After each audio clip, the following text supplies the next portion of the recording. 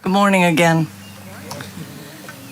To those of you who are here with us in our outdoor sanctuary, since we're not inside, but today is Earth Day, and we've got a beautiful day to have a service outside.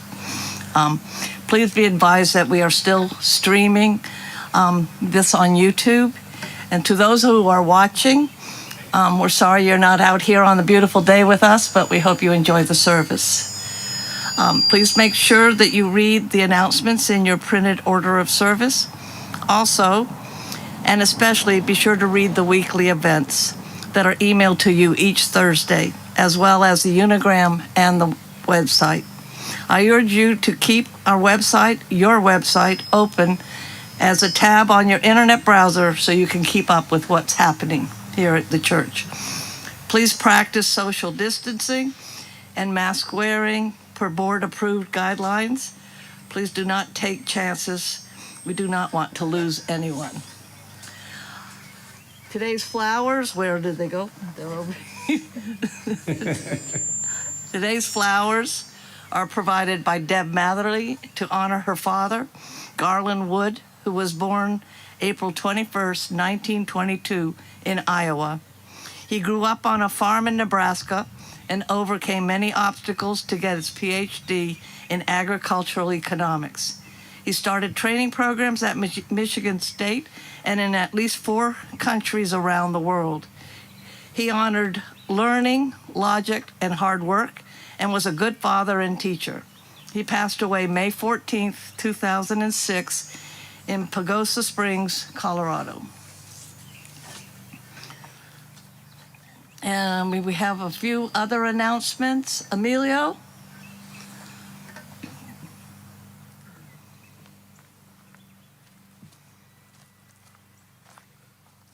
Thanks, Connie.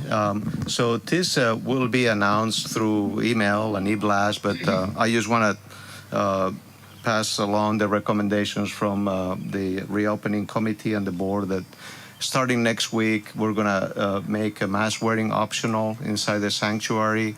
That means that, you have, some health condition, etc. You still can wear a mask, or it's your choice to wear a mask, but it will be optional. It's in accordance with the guidelines. And we understand that things may change, so you be aware that this is what is going to be next week, but maybe in a while we'll have to change it. We'll still probably require kids older than 2 to wear a mask, because that 2 to 5 age has not got the vaccine. We obviously encourage everybody to get the vaccine as well. But I just wanted to pass it around. Obviously, in outdoors, there's no recommendation to wear a mask. But again, if you want to wear one, it's your choice, so you can do that. But I just wanted to pass that along. That's it. Thank you. Thank you. Jean? One more announcement. A lot of feedback.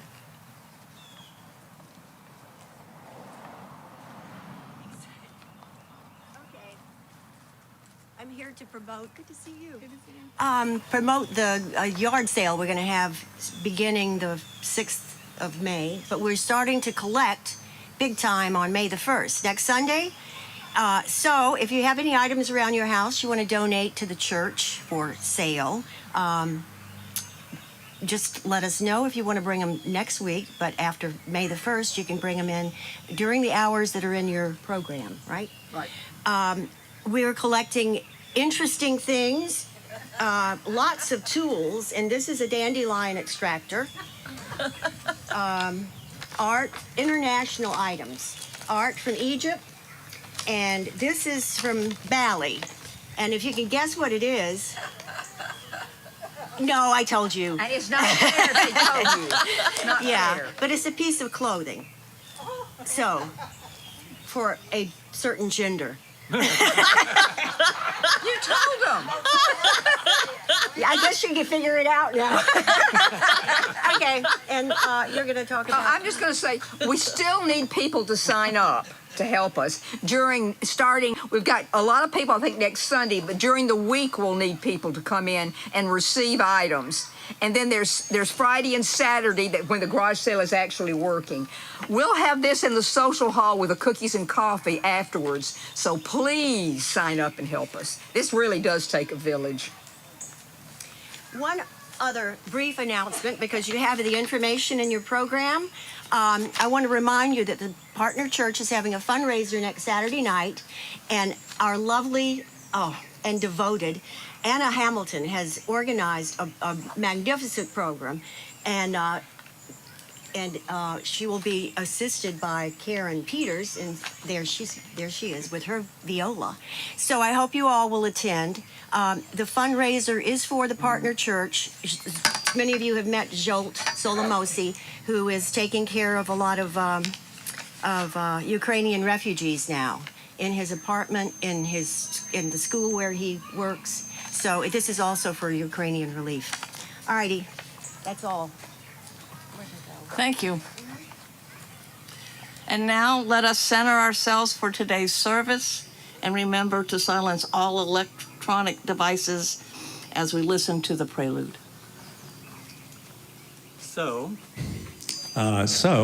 this song is a few years old now. It's called Keep It in the Ground, as you see in the order of service, and that's pretty much the message.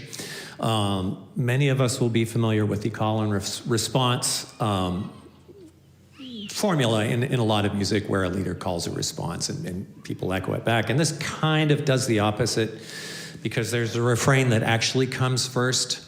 You'll pick up on it, and if you should choose to join in, you'd be more than welcome. So.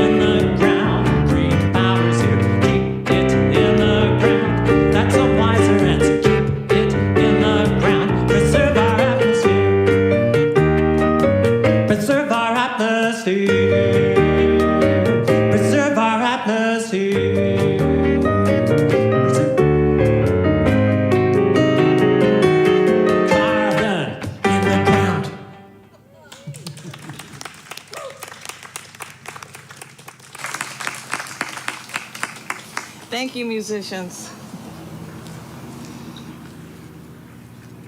Please stand and join me for the Congressional Covenant as found in your order of service.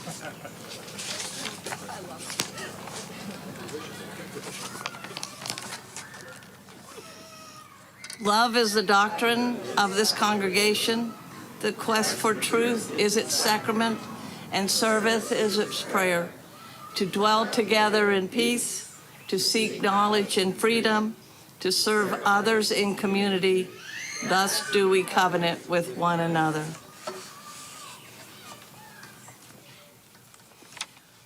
Welcome to the Unitarian Universalist Congregation of Columbia. My name is Connie Quirk. I am the service leader for Till Chalice Lighting. And then Stephen takes over.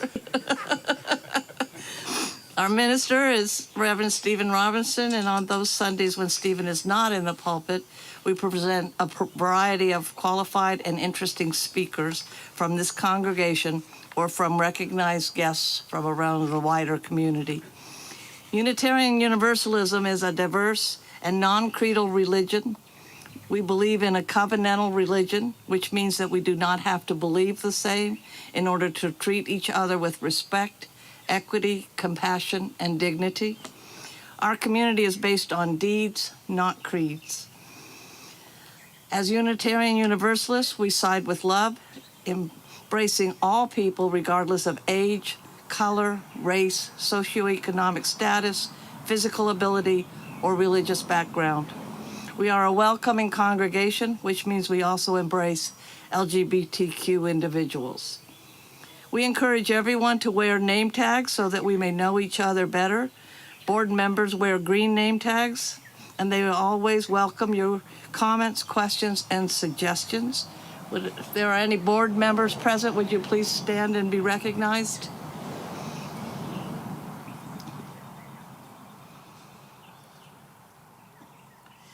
At this time, we would like to recognize any guests or visitors who are here with us today. Do we have any visitors? Are we going to take a mic around? If you're willing and able, please rise and share with us your name, and please feel free to introduce the guests. Would you mind introducing yourself? What do you want me to say? What do you want me to say? Just your name, where you're from. My name is Matt. I live in Lexington. All right, thank you, Matt. Welcome. Oh, sorry. I'm Sean, and this is. I'm Rachel. All right. And we live over in Hollywood Rose Hill. There you go.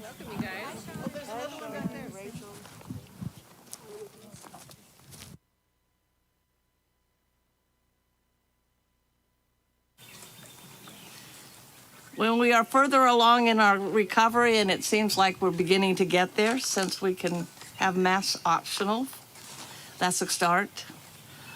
We will take time to greet each other, and I will tell you that you are all welcome to stay and continue your conversations and enjoy refreshment in the social hall. Until then, please take post-service socializing back into the social hall where all the drinks and the refreshments are. But it is a beautiful day. Our chalice lighters today are Bethany and her crew.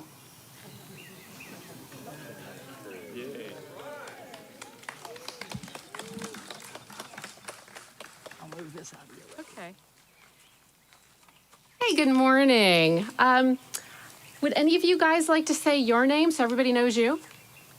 Go ahead. I'll say my name. My name's Lucille. My name's Roxanne. Thank you, Roxanne. Do you want to say your name? Okay. Do you want to say your name? So making small changes has been a very important thing for probably 30 or 40 years. And a lot of us, when we think about Earth Day, we think about our youth.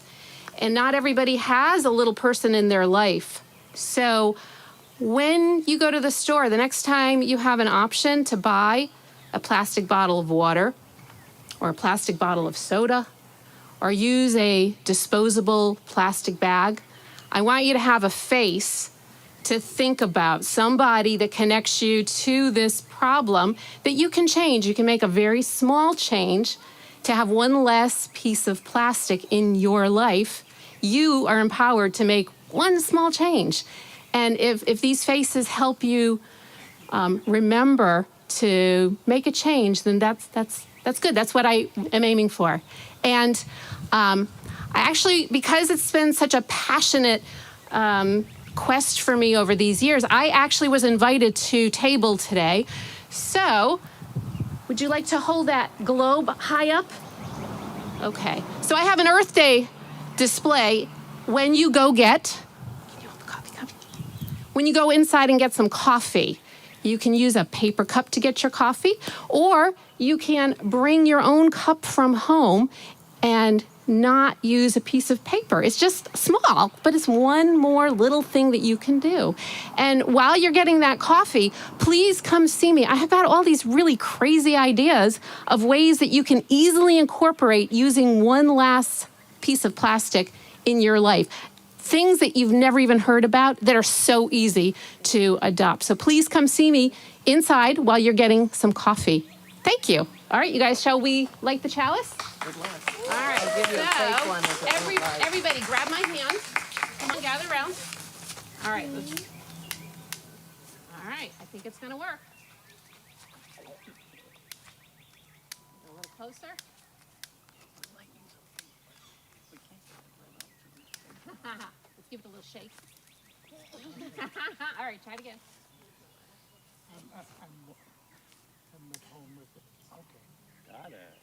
Hey, we did it. Way to go, knucklers. Where there's a will, there's a way. No? Okay.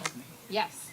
All right, thank you, girls. You guys can go back and add your voices like you were before. I loved hearing it. I've never seen so many smiles going on over at church. I need a little more weight. All right, Stephen. Do you need this? Sure.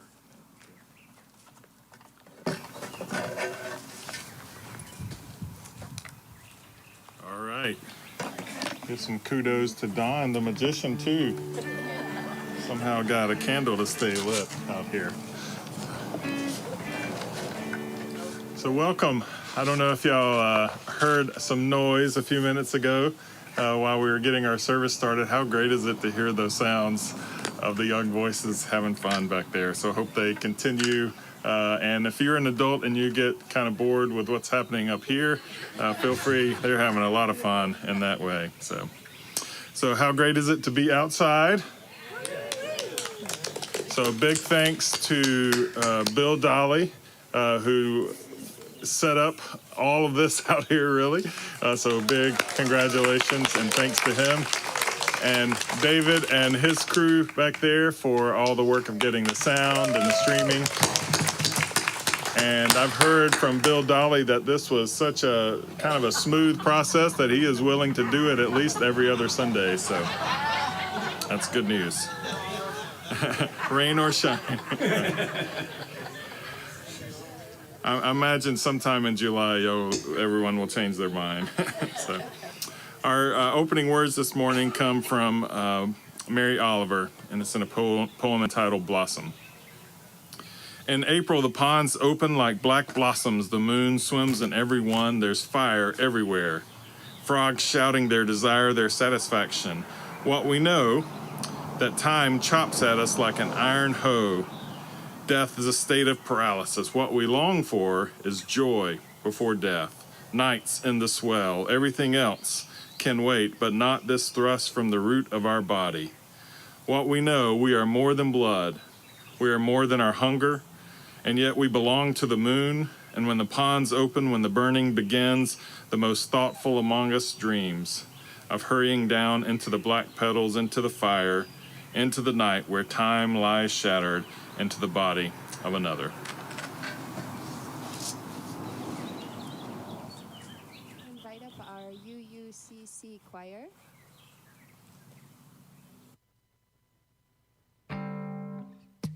And I'd like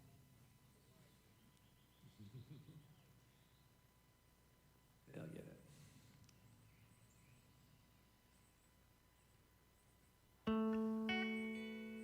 Our choir selection is Turn the World Around by Harry Belafonte and Robert Friedman, arranged by Jason Shelton.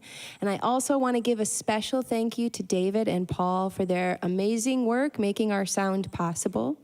A special thank you for Celeste to be here playing cajon today. And a special thank you to Kevin McKinney, who I've dubbed the Prince of Music for today's Earth Day service, sharing his talents as a singer, guitarist, songwriter, composer, and arranger.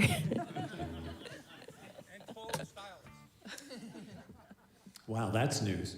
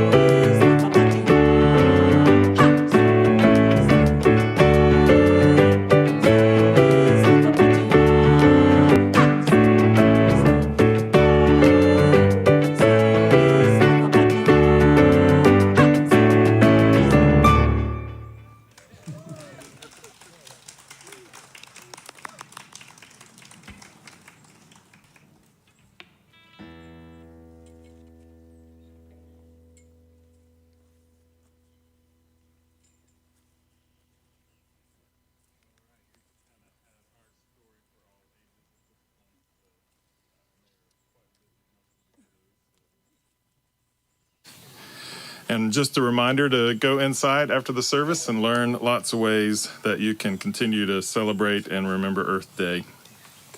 At this point, we'll move to our Candles for Community and invite you to come forward with any concerns that you're bringing to this space or any joys that you would like to share. It'll help if you speak briefly into the microphone and share that joy or concern. I know the candles are a little bit difficult to stay lit, and so we do have some electric candles out here that you can light and place on the table. This time I invite you to come and share your joys and concerns.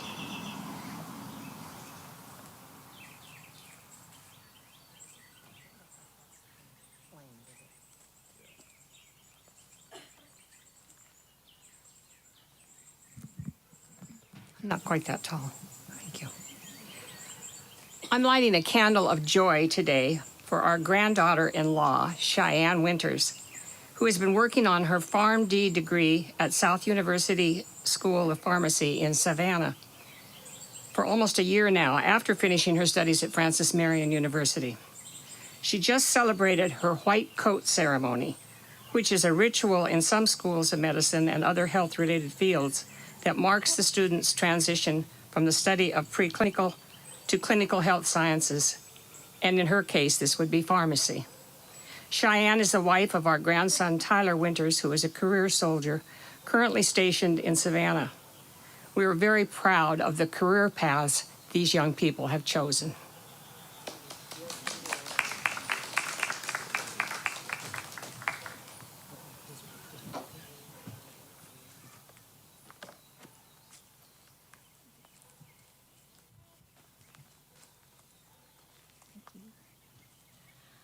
Hi, I'm Sharon Matchett, and for those of you who've been following along with what my daughter Meredith has been going through, in August of 2020, she was diagnosed with breast cancer. So she's gone through 2 mastectomies, she's gone through hysterectomy, she's had C. diff twice, she's really been through it. But Thursday, she had her final reconstruction. And we're on the road to recovery really now, and she is working towards going back to next week, go back to work. She has a job, and she's going to be managing a gift shop in Carmel in California. So, you know, it's I couldn't shop there.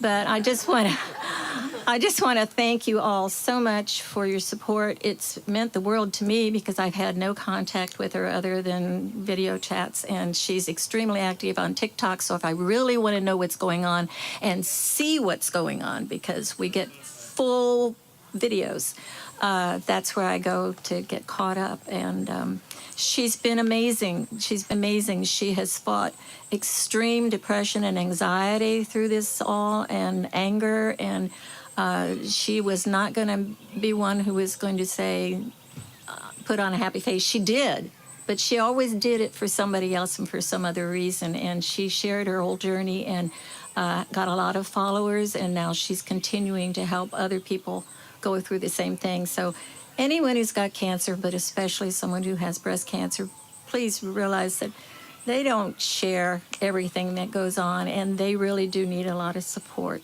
And it helped me a lot. So I'm so grateful to you all. I can't tell you. Thanks so much.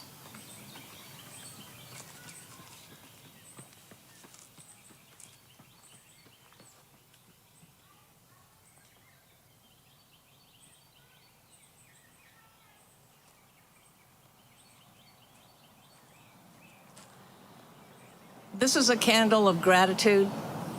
I want to thank Linda McLeod for all the work she's done in the kitchen, for cleaning it and reorganizing it and having everything up there. She has stepped down, so the kitchen will be changing.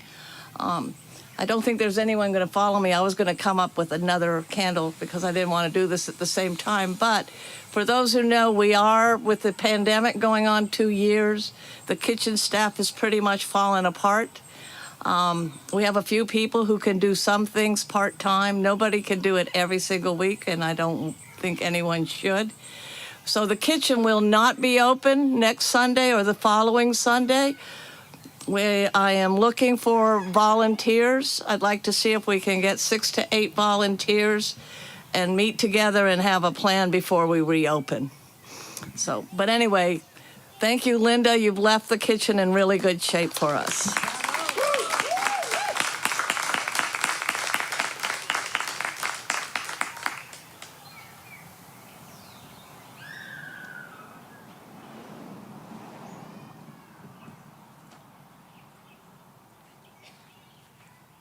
This is a candle of joy for my son Magnus. He's doing well in his Navy career in Norfolk, Virginia, and he got married to a wonderful woman on April the 5th. And hopefully this will be their one and only marriage. And a candle of concern for my son Lars, who has schizophrenia and does not want to take his medication. He's currently in the hospital, and they're trying to switch him over from pills to injections. So hopefully in the future he'll just have an injection once every 2 weeks. But in the meantime, his schizophrenia is extremely bad, and in its unmedicated state, he's pretty bad off. But hopefully he will be in a better situation soon.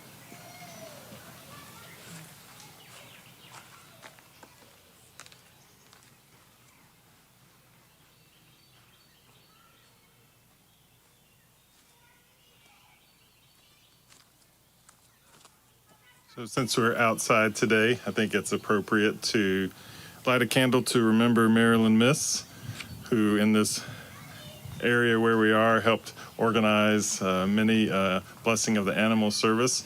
And then if you look up toward the sanctuary, you will see a magnolia tree there that was planted by her family in her memory. And so we look forward to that growing, and we have other plans for trees in this very area as well to be planted. I can't remember what kind of tree. It's a live oak that John Logue is donating. Yeah, John Logue is donating a live oak that will be planted in this, somewhere in this general area, probably back there where David's crew is doing the sound. So just a way to recognize trees being planted and people that we are remembering. And then if there are no others, the last candle we light today is for those joys and concerns that we're bringing into this space that are held in silence.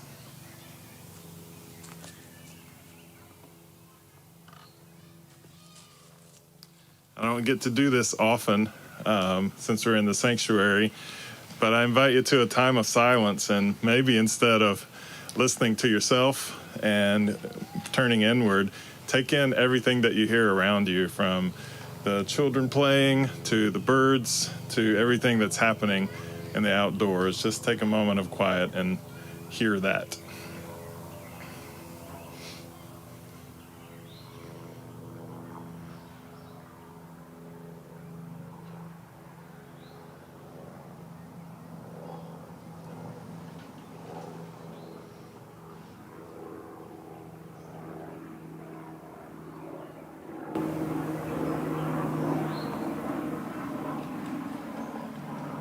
Thank you. It's good timing for aircraft, right? Like, listen to the beautiful sound of Earth Day. All right, moving to a time of receiving our morning offering. It is my pleasure to share that our Share the Plate recipient throughout this month has been NAMI of Mid-Carolina, and we are so delighted to welcome this morning a representative to come and share about NAMI.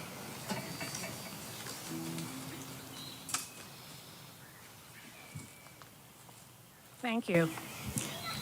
My name is Carolyn Bullinger, and I am a volunteer for NAMI. I'm currently facilitating the Tuesday evening Family and Friends support group. We're doing it via Zoom right now.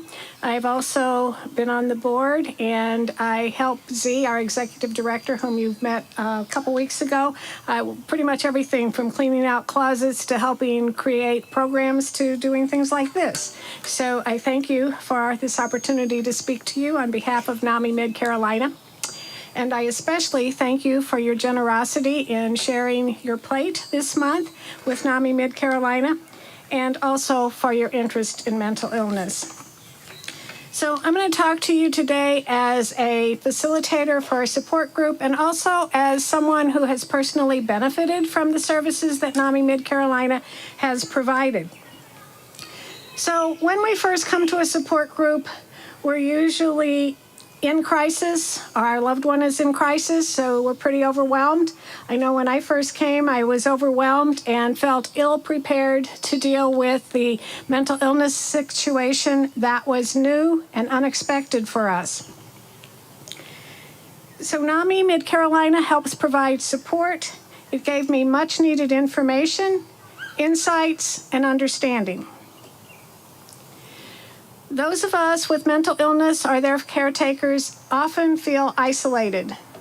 We're not welcomed home with casseroles, with flowers, or even cards. In fact, our friends may be so uncomfortable that they're not even comfortable being around us.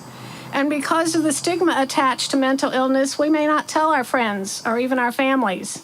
So we are often pretty isolated. NAMI Mid-Carolina helps us realize that we're not alone.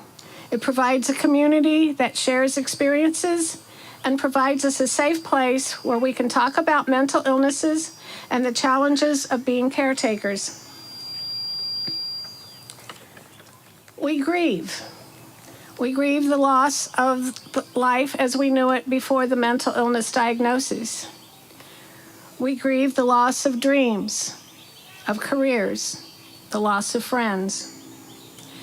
NAMI Mid-Carolina provides hope for a better future, hope that our loved one's condition will improve, hope for better political legislation, better insurance, and for a reduction in stigma. So I invite you to join us and others for our walk on May 21st. This is our primary event for raising awareness of mental illness and, of course, funds. But the walk is free. It's family-friendly, it's non-competitive, and it's a lot of fun. So if you'd like more information about the walk or about any of the programs that NAMI Mid-Carolina offers, check out our website, NAMI Mid-Carolina. On behalf of all of us who benefit from NAMI Mid-Carolina programs, I thank you. I thank you for your generous donation for Share the Plate. I thank you for your concern for those with mental illness. I also thank you for continuing to learn about mental illness and for helping to reduce the stigma and for welcoming those with mental illness. I ask you help us in one more way too, and that is tell others about us, tell others about the programs that we offer and the services that we can provide them.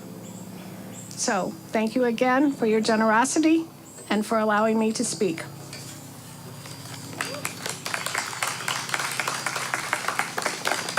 Thank you, Carolyn. And this month of emphasis that we've had prepares us well for May, which is Mental Health Awareness Month.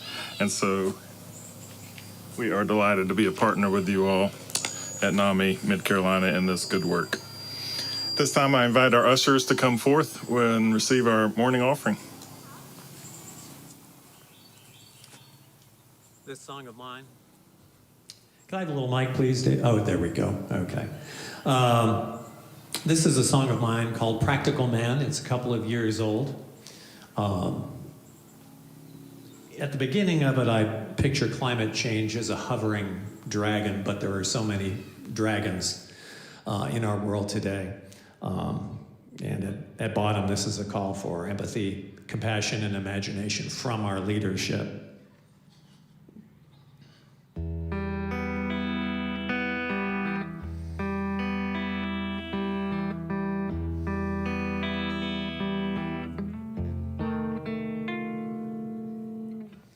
I see a dragon hover, a fearsome thing with scales of red and gold.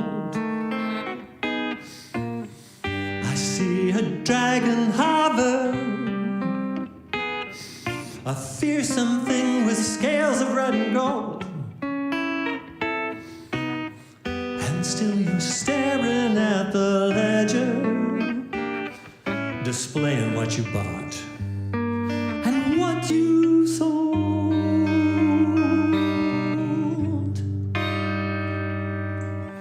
I see a turquoise flower, exquisite in its setting in the mud. I see a turquoise flower, exquisite in its setting in the mud. Your eyes still fixed on that computer. You speak of thunder, you speak of blood. You're a practical man, such a practical man. Politics means doing what you can. You're a practical man. Is that the future? Clutch tight in your hand. I see a child waiting, the living, breathing world in which she'll be. I see a child awaiting, the living, breathing world in which she'll be. Now as you analyze your ledger, is her face something that you still see?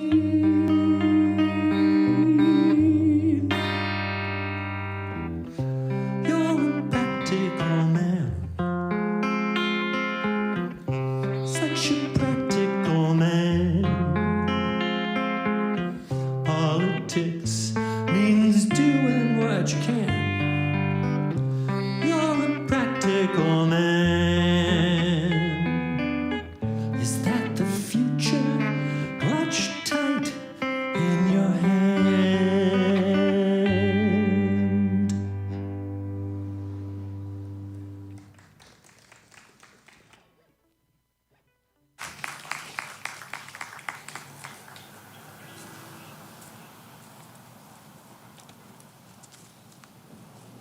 Thank you, Anna and Kevin and Celeste and the choir. How great was it to see the choir again? Thank you for the great music that always makes up our Earth Day service. And unfortunately, you know, we add some words to it as well in the midst of the music, some spoken word. But there's good news today because I have gathered you outside.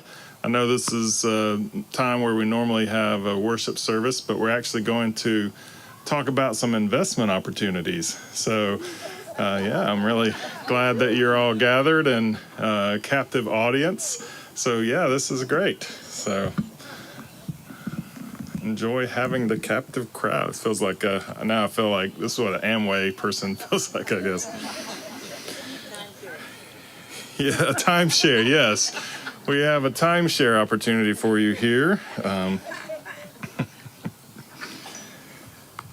So investment advice. So we'll kind of go through some options for you, not necessarily an investment opportunity here, but some advice about investment. So I don't know what you're interested in. Maybe it's the stock market today.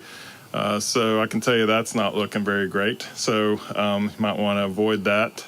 But if you do follow Elon Musk on Twitter, that will pretty much tell you which way you need to go. So just kind of keep up with that. And I do believe Netflix that he is purchasing is going to raise its shares about $4 a share. So that's a way you could go. And maybe you could use the stock market to invest in electric vehicles. That's a good opportunity, all right, to invest in the future. So I can't guarantee that that's going to work out very well for you. So if you're not into stock market, maybe bonds are a way that you could go as a more secure future, not rolling the dice as much. Or maybe a trip to Vegas and the craps table is what you're interested in. I don't know. Is it housing? Is it real estate?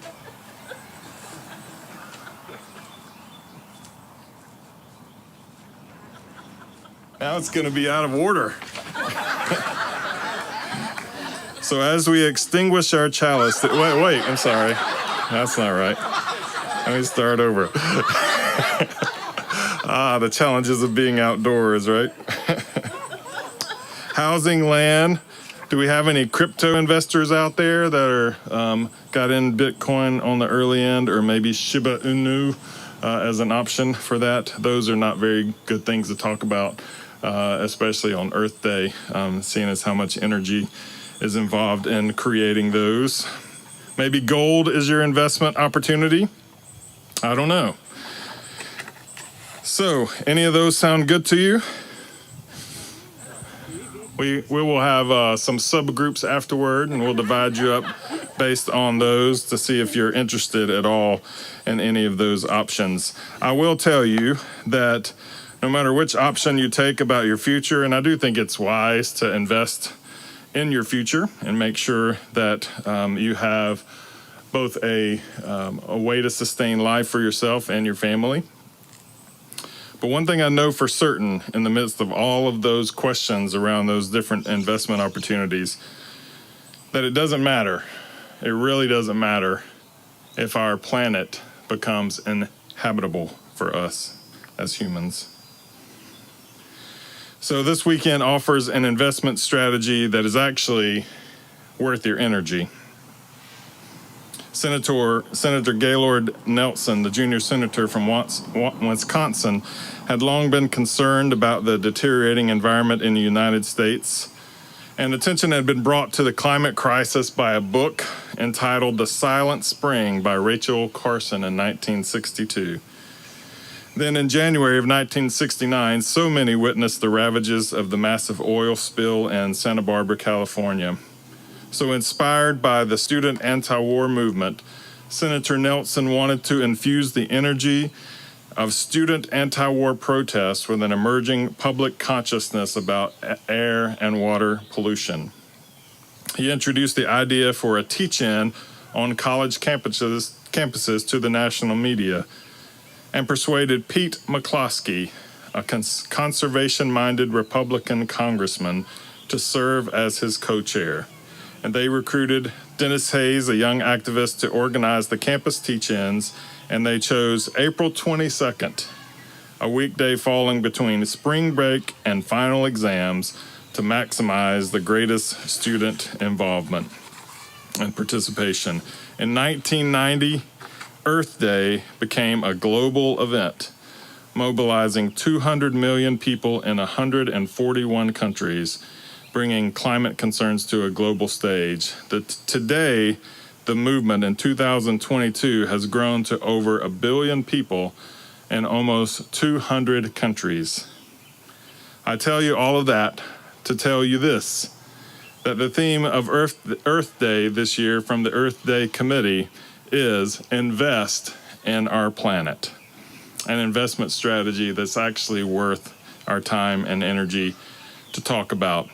Here are the words from the Earth Day Committee, the official statement around investing in our planet. They say that we need to reach net zero greenhouse gas emissions by mid-century to keep the global temperature below 1.5 degrees Celsius. So all together now. This is the moment to change it all, the business climate, the political climate, how we take action on the climate. Now is our time for the unstoppable courage to persevere and protect and preserve our health, our families, and our livelihoods. Together, you and I must invest in our planet, because a green future is a prosperous future. This is an opportunity for you and I to act boldly, to innovate broadly, and implement equitably. And it's going to take all of us.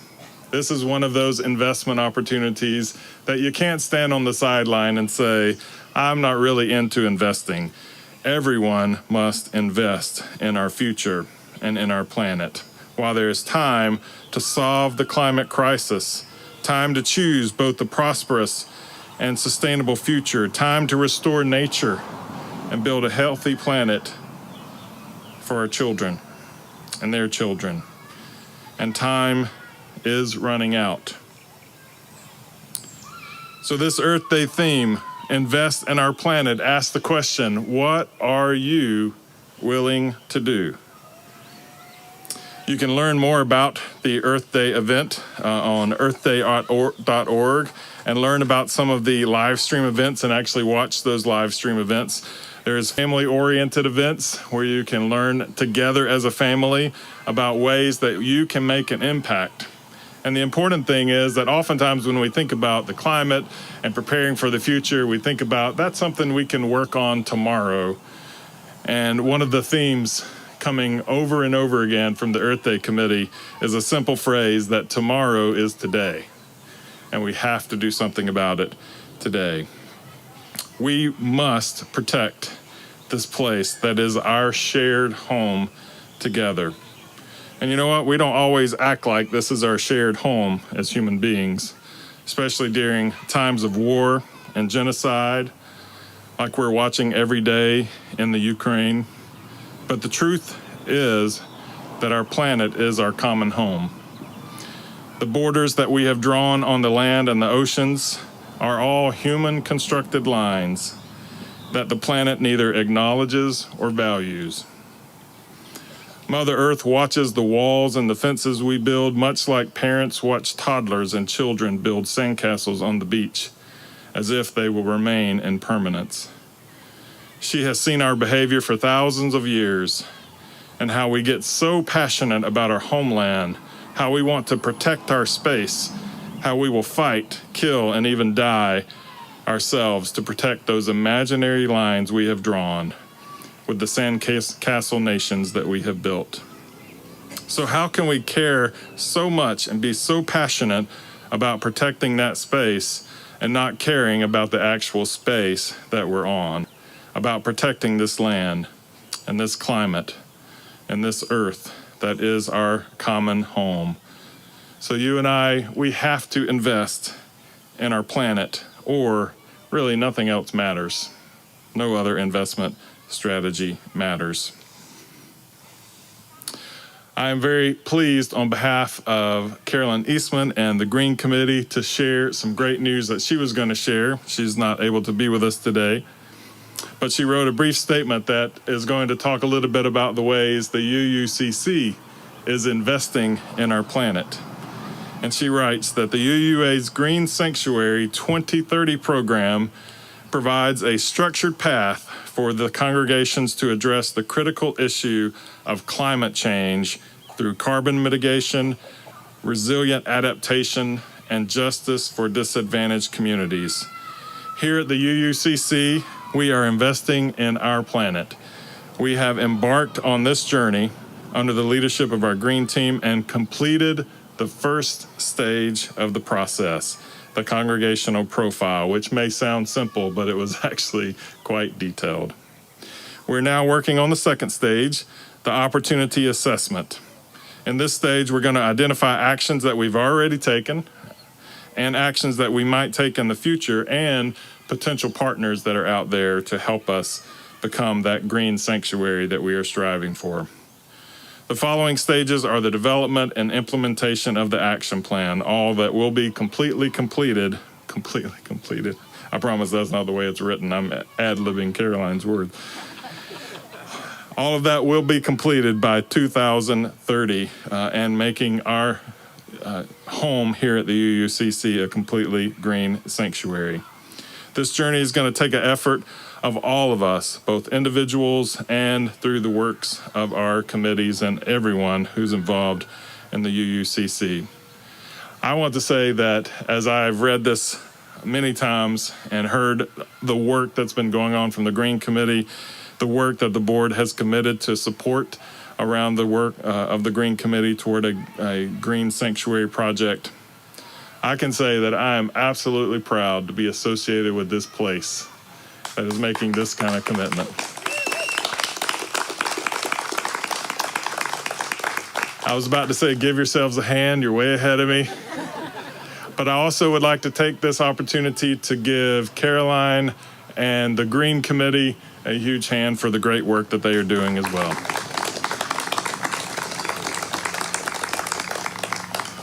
We can either talk about investing in our planet, or we can do something about it. And I'm so happy that here at the UUCC, we're doing something about it.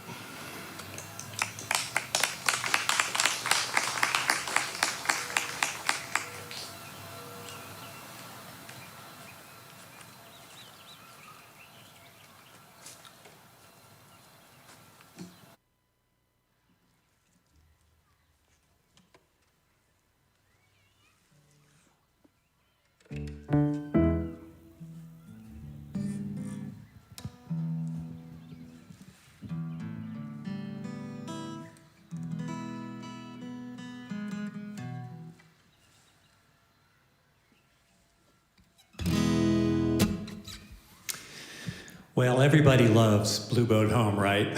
But this is actually my favorite Peter Mayer song.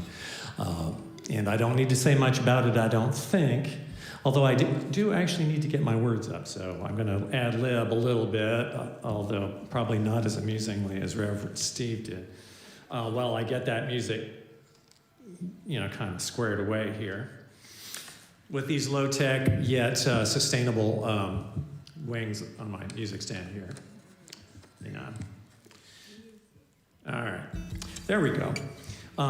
So, all I want to say about the song before we play it, and thanks to Celeste and Anna for joining me on this. It's so nice. The only thing I want to say about it is if there were an epigraph or an epigram, I forget which, epigraph, I think, for this song, it could have been William Blake's words from, 230 odd years ago. Everything that lives is holy.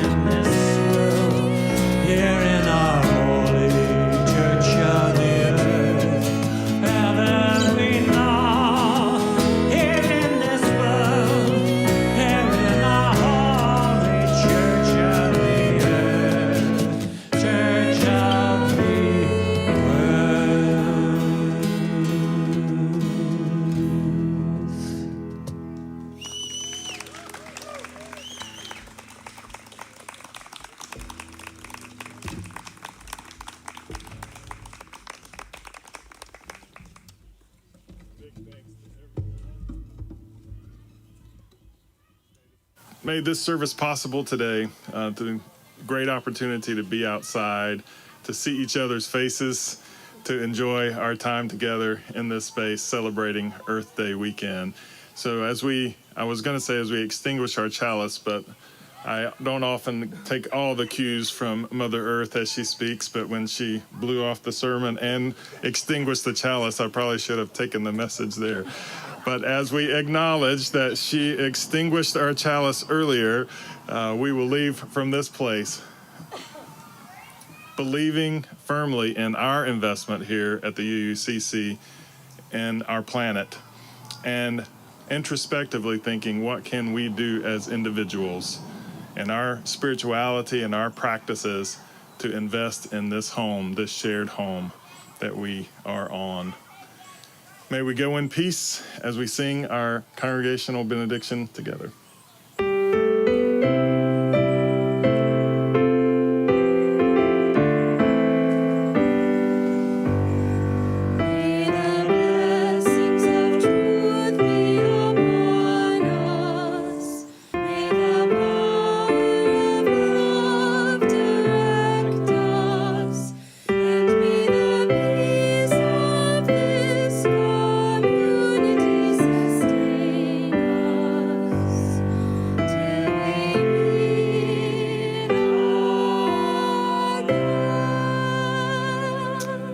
Don't forget to take some time to walk inside where Bethany is going to have the tables set up for some different information about Earth Day.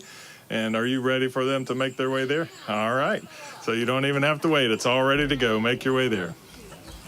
So